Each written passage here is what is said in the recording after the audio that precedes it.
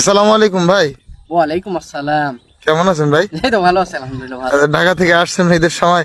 যাক ভাই, একটা রিকোয়েস্ট ছিল ভাই। আবার কি রিকোয়েস্ট? রিকোয়েস্ট একটা কবিতা আপনার মুখ থেকে শুনবো।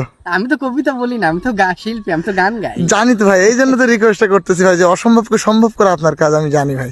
আবার পাম, যদিও পাম তবু দিচ্ছি দাম। আচ্ছা জি ভাই, একটা কবিতা। আচ্ছা কবিতা, আমি ওই কবিতাটা গানে গানে শোনাই আর কি। জি ভাই, জি জি। আচ্ছা কোন কবিতা? ওই যে আমাদের ওই দেখা যায় তাল গাছ, এই কবিতাটা বললে আচ্ছা, হবে। ওইটা আপনি তুমি করে বলি। আচ্ছা, তুমি ঠিক কোন আছে। শিল্পীর কণ্ঠে শুনতে চাও আর কি? আর শিল্পী বলতে আমাদের বাড়ির কাছে সোহাগ ভাই আছে, সোহাগ ভাইয়ের কণ্ঠে বলেন। সোহাগ ভাইয়ের? জি। সোহাগ ভাই যদি এই গানের কবিতাটা বলে তাহলে উনি এইভাবে বলবেন আর কি। ওই দেখা যায় তাল গাছ, ওই আমাদের গা, ওইখানেতে বাস করে কানা বগির সা। খুব চমৎকার করে গাইলেন ভাই। জি। যাক যাক। আচ্ছা ভাই, হ্যাঁ। আমি যদি বলি কুমার শানুর মতো করে, আপনি কি পারবেন? কুমার শানু? জি। হ্যাঁ, তাহলে প্লিজ প্লিজ। কুমার শানু যদি এই কবিতা বলে তাহলে উনি এইভাবে বলবেন আর কি।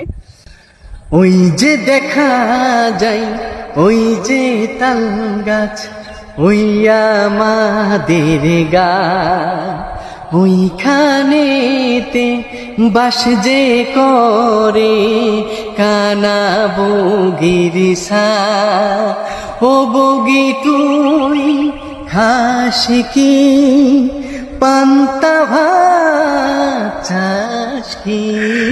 ও ভাই, কি দিতেছেন ভাই আপনি।